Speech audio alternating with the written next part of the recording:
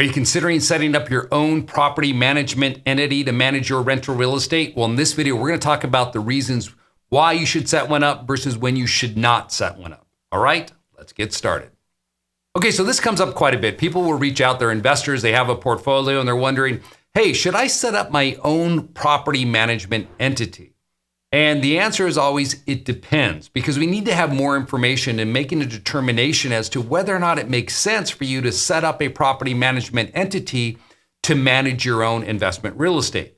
Now, what are some of the reasons why you may want to consider setting up a property management entity? Well, namely, number one is that you want to manage your real estate. You want all the rent coming into one particular location. That is, you don't want your tenants paying multiple LLCs. You'd rather have them paying one limited liability company, and then all the lease agreements run to that one LLC. So it helps consolidate and bring a level of professionalism to your overall management.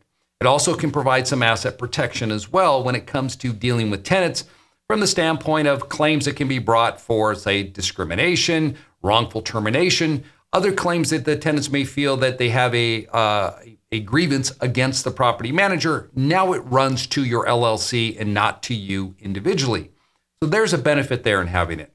Now, for most people that I talk to, the primary motivation for setting it up oftentimes is tax planning. That is, they want to reduce the income that's flowing down to them personally from their rental portfolio.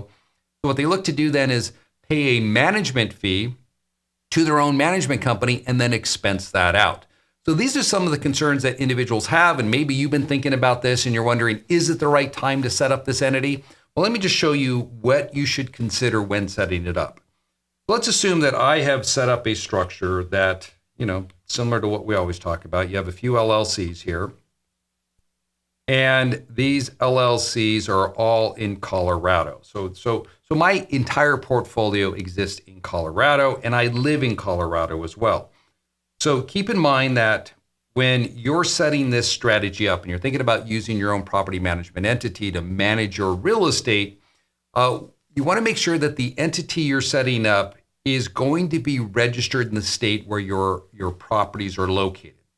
So since I have a Colorado portfolio and I live in Colorado, I will create an LLC, a Colorado LLC, because it's conducting business there. So I'll set this LLC up. Now, when you're setting up your management entity to manage your real estate, keep in mind there's some things to consider here as to what type of LLC you should create.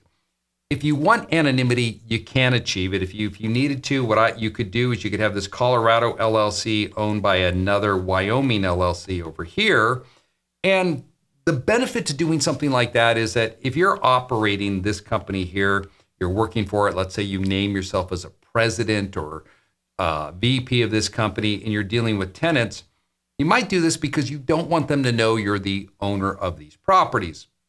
So by having this entity hidden by this entity over here, someone couldn't look here and say, oh, I see, Tom here owns a property management company. Maybe Tom owns these rental properties down here as well. So that's something to consider, but it's not the intent of this video here is to talk about the anonymity for this, for your property management entity. I want you to think about these other issues whether or not you should set this up.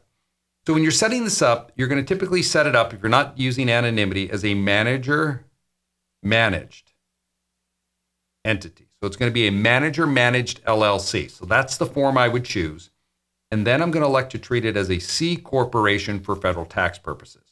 The reason why I'm electing C corporation is I do not want that income that I'm upstreaming to that company turn around and being passed back through to me. I want it to be locked in at the C corporation level, and then I'm going to expense it out anyways out of that structure.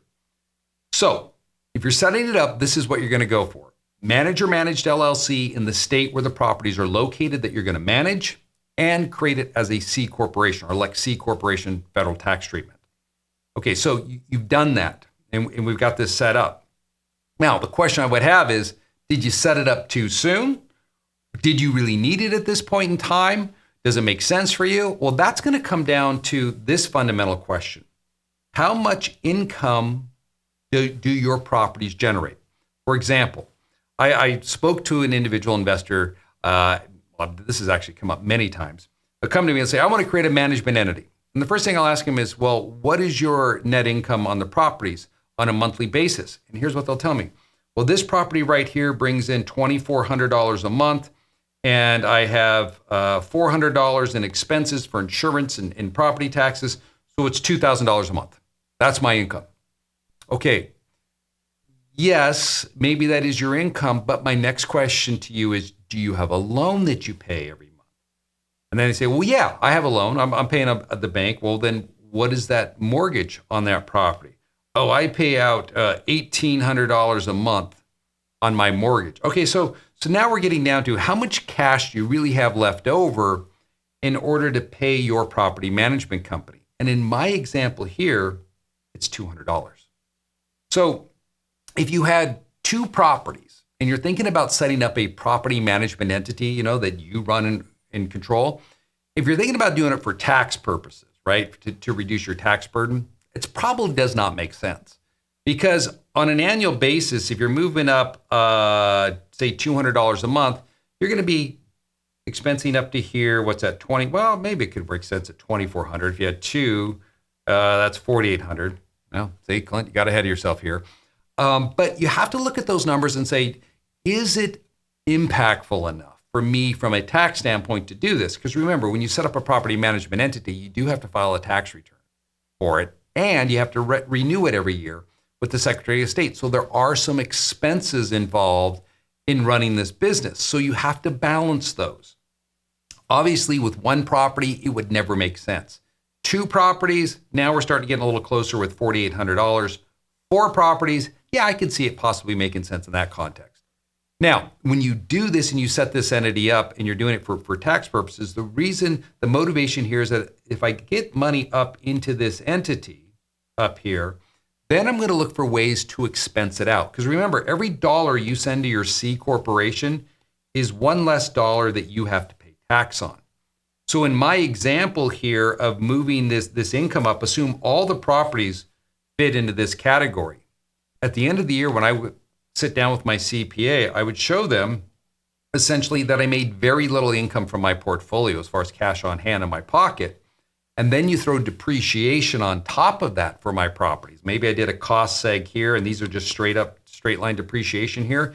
You throw the depreciation on, you're going to make this a serious negative number to you. So maybe you show a loss on your portfolio of $45,000. Maybe that's a little extreme, but my point in making this is that you have this $45,000 loss that's going to flow down to your tax return. Now, depending on whether or not you can use that loss is going to be determinative on whether or not you're a real estate professional, or these short-term rentals, what is your material participation in it. But sometimes we get too focused on just those questions and we don't ask ourselves, hey, do I have other types of income that I can use that can be used to offset, or these losses can be used to offset? So there's something else you should explore with your CPA. Generate losses here to offset other passive income you have from other sources. So from a tax standpoint, what this is doing for you is that you're putting money off of you personally, income off of you personally that would have been taxed to you. So now it's driving up your personal tax deductions from your real estate. You're getting that money up into the C Corp, and then you're going to expense it out.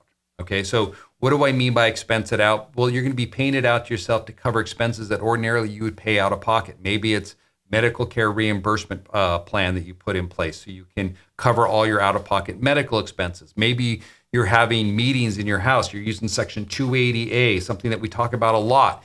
If you've got a business, you should be having at least a monthly meeting somewhere. The place you can hold that meeting is in your own house, and your business can pay you tax-free as long as you don't do this more than 14 days a year. So if I did it for 12 days out of the year, and for each rental use, I charge myself $1,500, you can see here, I could pull $18K out of my corporation tax-free by doing that, because it's a deduction here. It's not taxable to me. If this is a new strategy, you've never heard of this before, Section 280A. Sometimes people complain they can't read my writing. 280A. Guys, that is the code section you can refer people to. So anyways, using this type of strategy, what it's designed to do is take your investing, or take your properties, and put in place a management entity that consolidates it, and it makes it a little simpler to run your portfolio, because now all the rents are getting paid to that one property management entity, but then you can bring a tax layer on as well, and you get some asset protection. So One other question that may come up when you're looking at this, hey, can I use a Wyoming LLC to be my property management entity? The answer to that is you could, but you have to foreign file it in the state where the properties are located. That is why when I'm working with investors that manage property in more than one state and they're setting up a management entity, I inform them wherever we create the entity, it's going to have to be foreign filed in every state where you're actively involved in managing a property.